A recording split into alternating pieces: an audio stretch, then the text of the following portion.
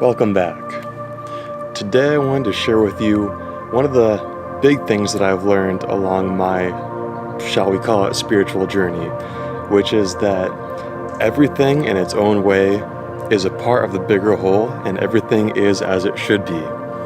And this is one thing that all of the mystics and saints and religious persons that we all know of have come to realize. Because you see, the mind and society at large are conditioned to think that the world is divided into two halves, the good and the bad.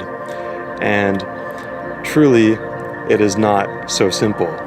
The bad, as we call it, and the good, like we like to refer to it, have to coexist together to create this world, this wonderful world that we live in. And it can't really be any other way. So, the path of liberation is to truly accept the way that things are and to come into acceptance of those two halves coexisting and creating what we live in. And that's where we get all these cliche expressions like you have to take the good with the bad, it's always darkest before the dawn, and even for people that are good or bad, they say it takes all kinds. You can't have bad people without good people. That's just the way it is, and that's a beautiful thing. It's not a bad thing. That's simply how life is. And this realization happens so often to these mystics and seers and religious persons because it springs from that realization of oneness. If you realize that all things are one, how can you have any sort of duality where you have two opposites, good things and bad things, occurring at the same time? On the physical or mental level, it makes sense, but viewing it from a higher perspective, it doesn't ring true. There simply is no division in the world. Any division that you experience is simply your own mental creation trying to explain reality, when really it needs no explanation. It's just beautiful the way that it is.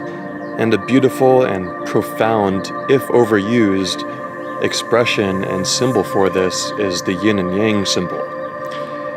And it became very cliche in the 60s and 70s and so forth to see this around all the place, and even today a little bit. But really the yin-yang symbol is an expression of that reality of two halves coexisting and creating the whole, the oneness of life.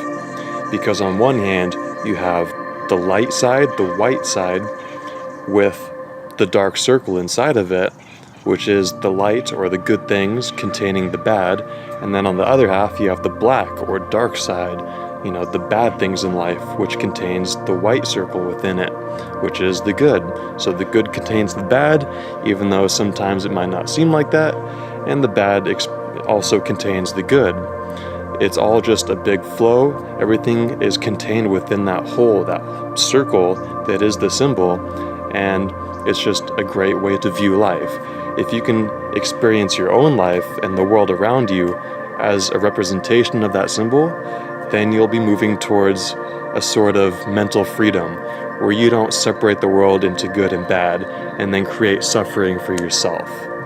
So I hope this explanation of things helps you along your path of acceptance and helps you toward that sort of inner freedom where you're not dividing up the world into good and bad, because everything is beautiful as it is. Everything is as it should be.